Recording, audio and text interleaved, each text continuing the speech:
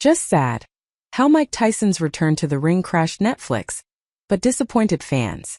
The comeback of the legendary boxer 58 against former YouTuber Jake Paul drew 120 million virtual viewers and condemnation.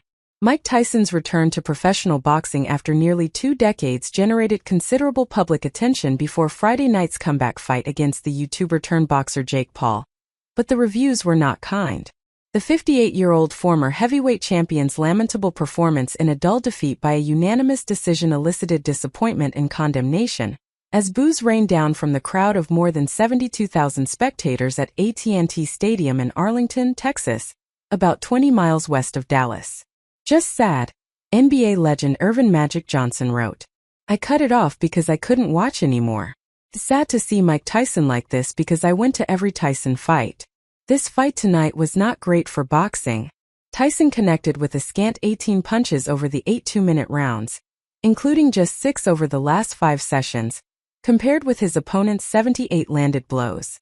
Wearing a compression sleeve on his right knee, he appeared completely exhausted after the first round, with his movement visibly hampered, leaving the 27-year-old Paul to score at will with outside jabs.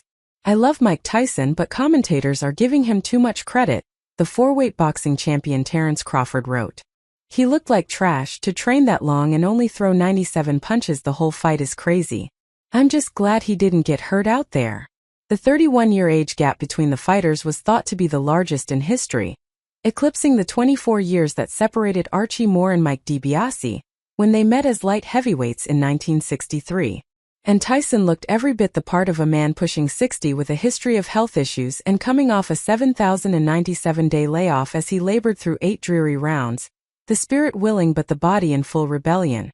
Mad at myself for staying awake for that, former NFL star and Burnley FC minority investor J.J. Watt wrote. I know better. Audible jeers could be heard throughout the $1.2 billion, £951 million, home of the NFL's Dallas Cowboys during the later rounds as Paul eased up on his punches, sensing Tyson was fatigued and vulnerable, and sparing him the humiliation of a knockout that seemed ripe for the picking. Paul said, I wanted to give the fans a show, but I didn't want to hurt somebody that didn't need to be hurt. The criticism was not limited to the dismal main event. The 7-fight card marked Netflix's third foray into live sports after last year's The Netflix Cup, a golf pro-am with F1 drivers, and March's The Netflix Slam, a tennis exhibition between Carlos Alcaraz and Rafael Nadal in Las Vegas. But the enormous popularity of Paul and Tyson, with divergent age demographics, helped attract a massive global audience that overwhelmed the company's servers, resulting in thousands of complaints from viewers about buffering problems and frozen screens.